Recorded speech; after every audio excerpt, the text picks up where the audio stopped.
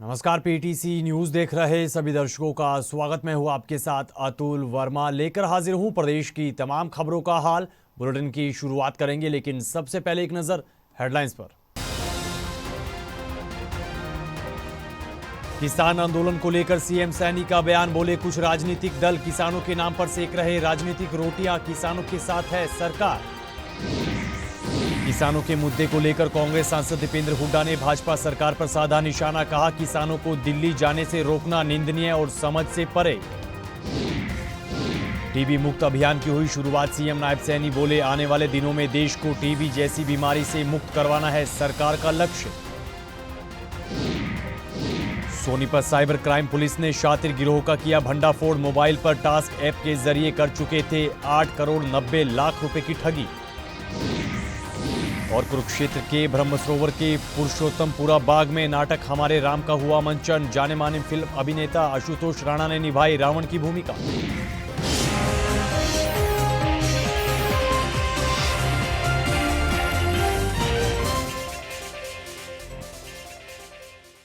चलिए बुलेटिन की शुरुआत करेंगे किसान आंदोलन से जुड़ी अहम खबर के साथ। किसान आंदोलन को लेकर मुख्यमंत्री नायब सिंह सैनी ने बयान दिया है। उन्होंने कहा कि कुछ राजनीतिक दल किसानों के नाम पर राजनीतिक रोटियां सेकने का काम कर रहे हैं और कांग्रेस हमेशा से ही किसानों के नाम पर राजनीति करती आई है। इस दौरान सीएम सैनी ने कहा कि वो हमेशा से ही किसानों के हक में खड़े हैं, भाजपा सरकार किसानों के साथ है और एमएसपी पर किसानों की फसल की खरीद हरियाणा में की जा रही है। मुख्यमंत्री नायब सिंह सैनी पानीपत में पीएम मोदी के कार्यक्रम को लेकर जायजा लेने पहुंचे थे। देखिए, क्योंकि किसानों के लिए मोदी की सरकार निरंतर मजबूती से काम कर रही है। कुछ राजनीतिक दल किसानों के नाम के ऊपर अपनी राजनीतिक रोटियां सेकने का काम कर रहे हैं। कांग्रेस उसका उदाहरण है। वो राजनीतिक रोटियां तो सेकते हैं, परंतु उनके हित के लिए उन्होंने कोई काम नहीं किया। मोदी जी ने अपने 10 वर्षों के कार्यकाल में मजबूती से और गति से किसानों के हित में फैसले भी लिए हैं और किसानों को सशक्त भी किया है, मजबूत भी किया है और उन तक लाभ भी पहुंचाया है। ये पहली ऐसी सरकार है आज़ादी के बाद नरेंद्र मोदी जी की, जिसने गति से और जिसके मन के अंदर मोदी जी की सरकार और मोदी जी के मन में इस बात को लेकर के किसानों के पीड़ा है कि उनको सशक्त और मजबूत किया जाए और मोदी जी की सरकार निरंतर उनको सशक्त और मजबूत करने में गति से लगी हुई है। उनका लाभ भी उन तक पहुंच रहा है। हमारी जो हरियाणा की डबल इंजन की सरकार है, हम अगर हरियाणा के अंदर बात करें, हमने पिछले दिनों में 14 अन्य फसलें किसान की एमएसपी पर खरीदी थी और हमने अब कहा है कि किसान की 100% फसल हम एमएसपी पर खरीदेंगे। किसान को कहीं कोई भी घाटा, चाहे सब्जी का किसान है, अगर उसको भी कोई घाटा होता है तो उसको भी भावांतर भरपाई देने का काम ये हमारी सरकार कर रही है। किसानों के मुद्दे को लेकर कांग्रेस सांसद दीपेंद्र सिंह हुड्डा और विधायक बीबी बत्रा ने भाजपा सरकार पर निशाना साधा है। रोहतक में पत्रकारों से रूबरू हुए सांसद दीपेंद्र सिंह हुड्डा ने कहा कि किसानों को दिल्ली जाने से रोकना निंदनीय है, किसानों को दिल्ली के लिए परमिशन ना देना समझ से परे है। इस दौरान उन्होंने कहा कि सरकार को एमएसपी गारंटी कानून बनाकर दे देना चाहिए। वहीं कांग्रेस नेता विपक्ष के सवाल को सांसद दीपेंद्र सिंह हुड्डा टालते हुए नजर आए। उल्टा विधायक बीबी बत्रा मीडिया से ही सवाल पूछते हुए दिखे। दुर्भाग्यपूर्ण है क्योंकि केवल 101 किसान जाकर एक अपनी मांग को लेकर दिल्ली में धरना करना चाह रहे हैं, तो उनको इजाज़त होनी चाहिए। कोई भी दिल्ली में आके धरना कर सकता है। जंतर मंतर पे अनेकों धरने चल रहे हैं, सबको परमिशन मिलती है बाकायदा। यहाँ तक कि रामलीला ग्राउंड में एक दिन के रैली की परमिशन मिलती है, सभी राजनीतिक दलों को मिलती है, सभी संगठनों को मिलती है, तो इनको भी परमिशन मिलनी चाहिए। इसमें कोई मैं समझता हूँ कि सरकार क्यों नहीं दे रही कि समझ से परे की बात है। इतने लंबे समय तक शंभू बॉर्डर पे उनको रोका क्यों हुआ है, ये समझ से परे की बात है। और किसानों की बात सुनी जाए, किसानों से बातचीत करी जाए, ये हमारी मांग है। और जो सरकार ने स्वयं लिखित में जो वायदे किए थे जब आंदोलन समाप्त कराया गया था, किसान संगठनों का यह कहना है कि जो बातें कही गई थी उनको पूरा सरकार ने नहीं किया। तो उनको पूरा कराया जाए। किसान कई बातों को लेकर ये आंदोलन दोबारा से या कूच दोबारा से जो किसानों ने शुरू करी है, जिसमें से एक प्रमुखता से एक बात है एमएसपी को लीगल गारंटी। तो ये एक प्रमुख बात है, इस बात को सरकार इसकी तरफ कदम बढ़ाए, हमारी मांग है। वहीं मुख्यमंत्री नायब सिंह सैनी गीता ज्ञान संस्थानम में चल रही कथा में शामिल हुए हैं। इस दौरान उन्होंने पूजा अर्चना की है और कथा में आए संतों का आशीर्वाद लिया है। वहीं मुख्यमंत्री नायब सिंह सैनी ने केंद्रीय स्वास्थ्य मंत्री जगत प्रकाश नड्डा के द्वारा टीबी मुक्त अभियान की शुरुआत करने को लेकर प्रतिक्रिया दी। उन्होंने कहा कि सरकार का ये लक्ष्य है कि आने वाले दिनों में देश को टीबी जैसी बीमारी से मुक्त करवाया जाए। ऐसे में इस अभियान पर बहुत ही तेजी के साथ काम किया जाएगा। देखिए, आदरणीय नरेंद्र मोदी जी के नेतृत्व के अंदर ये देश मजबूती से आगे बढ़ रहा है। आज हर व्यक्ति देश का, प्रदेश का अपने आप को गौरवान्वित महसूस करता है कि जब सरकार दुनिया में भारत का नाम ऊंचा और आदरणीय प्रधानमंत्री जी का एक बड़ा विजन कि हमारा भारत विकसित राष्ट्र बने और विकसित हरियाणा उसके साथ जुड़ कर के मजबूती से कंधे से कंधा मिला करके आगे बढ़ेगा। अंतर्राष्ट्रीय गीता जयंती महोत्सव आदरणीय प्रधानमंत्री जी के ही उस आशीर्वाद सहयोग से ही इसका शुभारंभ हुआ है। आज मुझे खुशी है कि पिछले 10 वर्षों के अंदर अंतर्राष्ट्रीय गीता जयंती महोत्सव, जहां भगवान श्री कृष्ण ने गीता का ज्ञान का संदेश दिया, इसको पूरी दुनिया में प्रचारित करने का हमें अवसर मिल रहा है।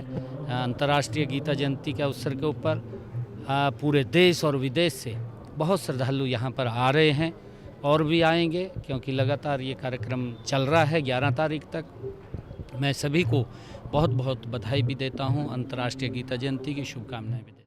हरियाणा के कैबिनेट मंत्री अनिल विज ने पार्टी कार्यकर्ताओं के साथ अंबाला में द फिल्म साबरमती रिपोर्ट देखी है। वहीं फिल्म देखने के बाद इस पर मंत्री अनिल विज ने प्रतिक्रिया दी है। उन्होंने कहा कि फिल्म के जरिए बहुत कुछ बयां किया गया है, सच को सामने लाने का प्रयास इस फिल्म के जरिए किया गया है। वहीं मंत्री अनिल विज ने कहा कि सच पर झूठ की जितनी भी परतें चढ़ा ली जाएं, सच कभी भी नहीं छिपता है। मंत्री अनिल विज ने कहा कि देश को चलाने के लिए जिन 4 स्तंभों की बात की जाती है, उन स्तंभों पर यह दायित्व है कि उन्हें पूरा सच दिखाना चाहिए। देखिए, ये जो साबरमती रिपोर्ट पिक्चर है, ये बहुत कुछ कह रही है। सबसे पहले तो 1947 में धर्म के आधार पर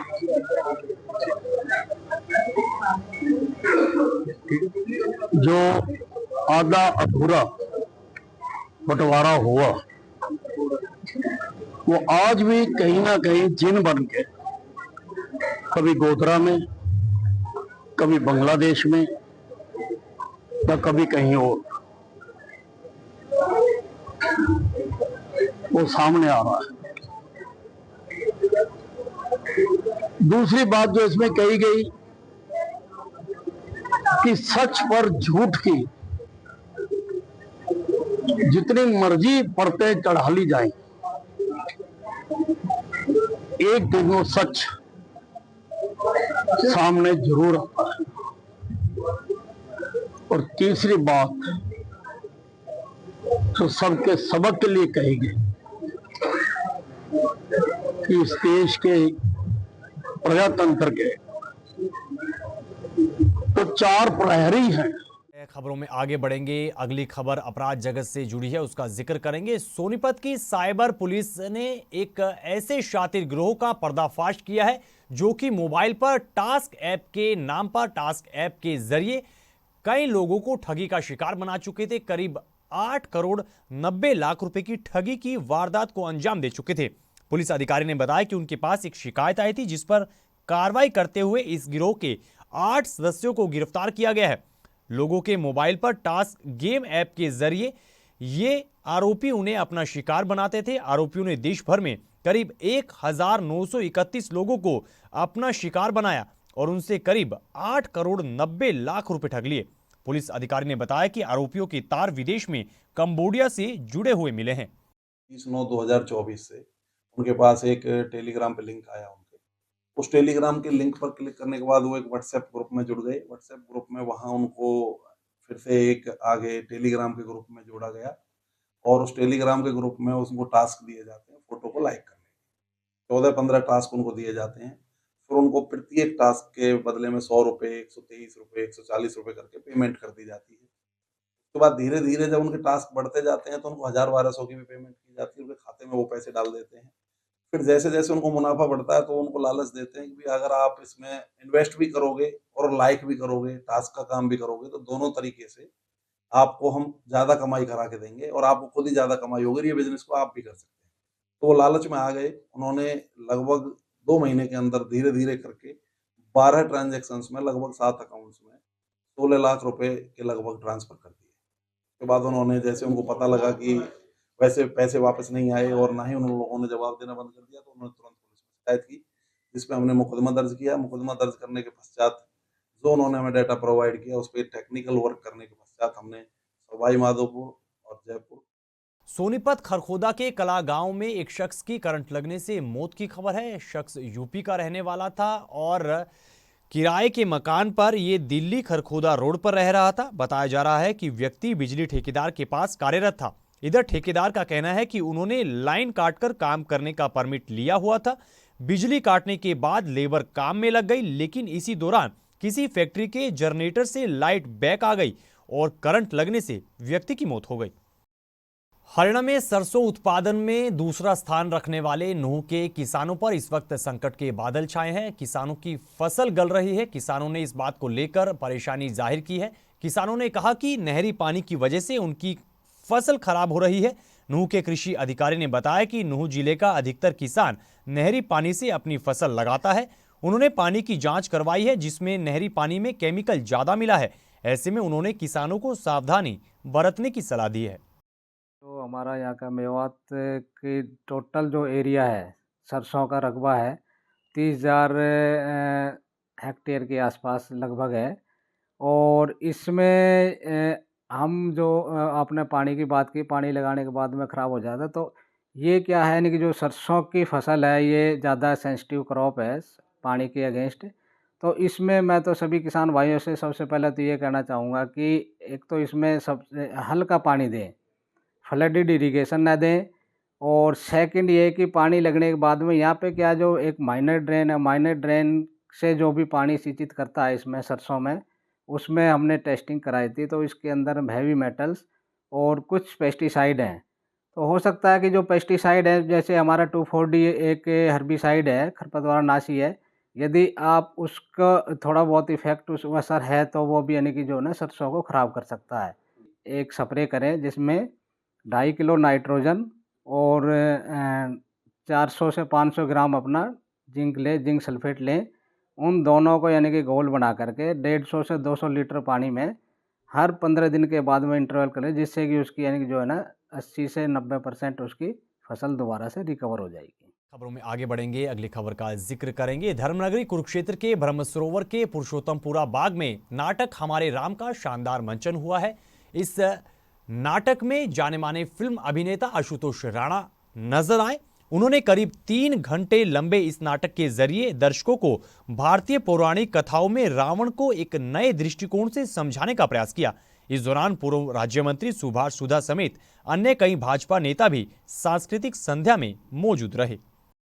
तो इन तस्वीरों के साथ फिलहाल इस बुलेटिन में इतना ही, लेकिन पीटीसी न्यूज पर खबरों का सिलसिला बदस्तूर जारी है। आप बने रहिए पीटीसी न्यूज के साथ।